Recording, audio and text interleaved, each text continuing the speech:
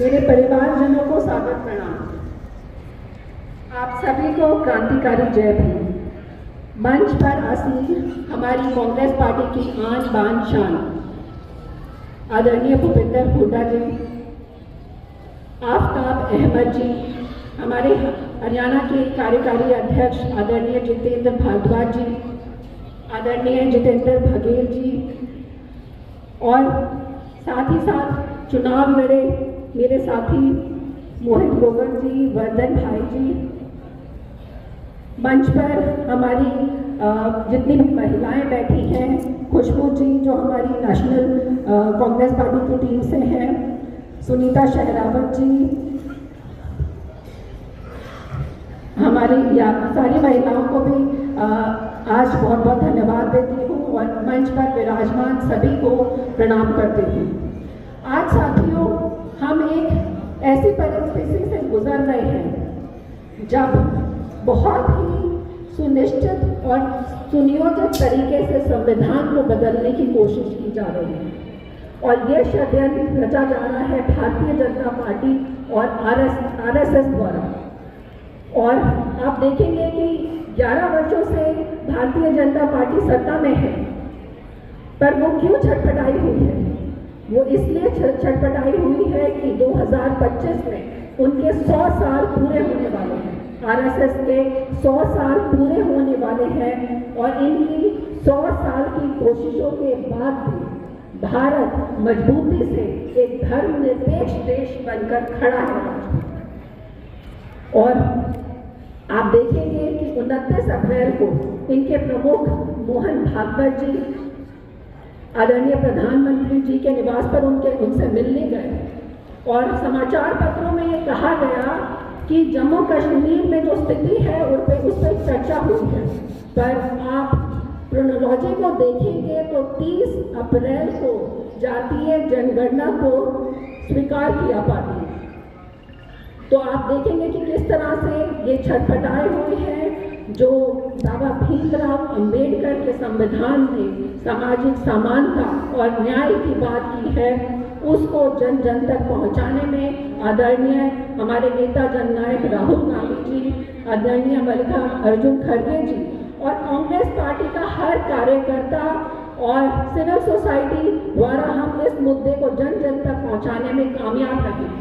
और अगर मैं हरियाणा प्रदेश की बात करूं तो पिछले 2014 से पिछले 11 वर्षों में हरियाणा प्रदेश की आबादी 2.5 करोड़ से 3 करोड़ 10 लाख हो गई है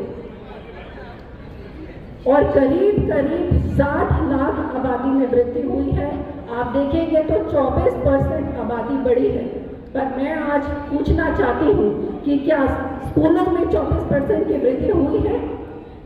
भारतीय जनता पार्टी की सरकार चाहती ही नहीं है कि वो शिक्षा की तरफ ध्यान दे, शिक्षा की सुविधाओं को जन जन तक पहुंचाए, क्योंकि अगर आप समाज को, हर वर्ग को शिक्षित करेंगे तो लोग सवाल पूछेंगे, युवा सवाल पूछेंगे कि हमें नौकरियां क्यों नहीं मिलती, महिलाएं सवाल पूछेंगी कि आज भी हम सुरक्षित क्यों नहीं हैं, हमारे बच्चों को रोजगार क्यों नहीं मिल रहा, किसान समाज सवाल पूछेंगे कि आज आमदनी की जगह पे लागत दुगनी क्यों है।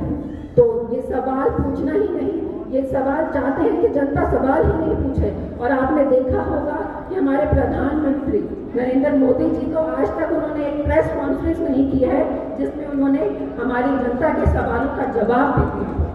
तो किस तरह से ये संविधान में छेड़छाड़ कर रहे हैं। मैं हरियाणा की बात करूं तो बहुत से उदाहरण हैं जिसमें इन्होंने संविधान के साथ छेड़छाड़ करने की कोशिश की है, चाहे वो जो निगम के चुनाव के महत्व हो, चाहे वो निगम के जो चुनाव है उसको बहुत समय से टालना हो, उसके बाद अनुसूचित जाति की आरक्षित सीटों को कम करना हो, चाहे जो चुनाव है उसमें सुप्रीम कोर्ट के निर्देश की आड़ में ओएससी डीएससी करना हो, ओबीसी समाज को बांटना हो। और इसका सबसे जो जीता जाता उदाहरण है, अभी जो निगम के चुनाव हुए उसमें निगम की मेयर श्रीमती राजरानी मल्होत्रा द्वारा उनकी सलाह पर उनके पति को उनका सलाहकार नियुक्त किया गया।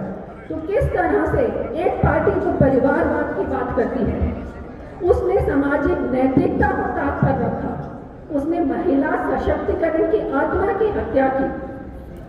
पार्टी जो हमेशा कहती है कि परिवारवाद परिवारवाद, किस तरह से उनका असली चेहरा जनता के सामने आया।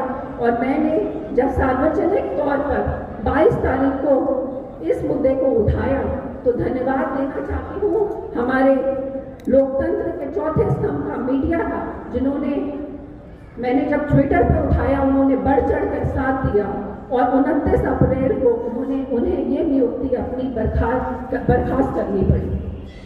तो मैं आज इस मन से यही कहना चाहती हूँ कि कांग्रेस पार्टी का हर कार्यकर्ता संविधान रक्षक बनेगा।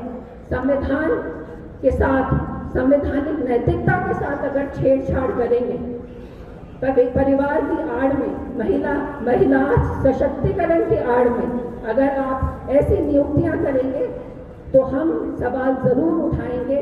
और जनता जो है वो जाग गई है, अपने संविधान से किसने जो हमें अधिकार दिया है उसको पहचान गई है।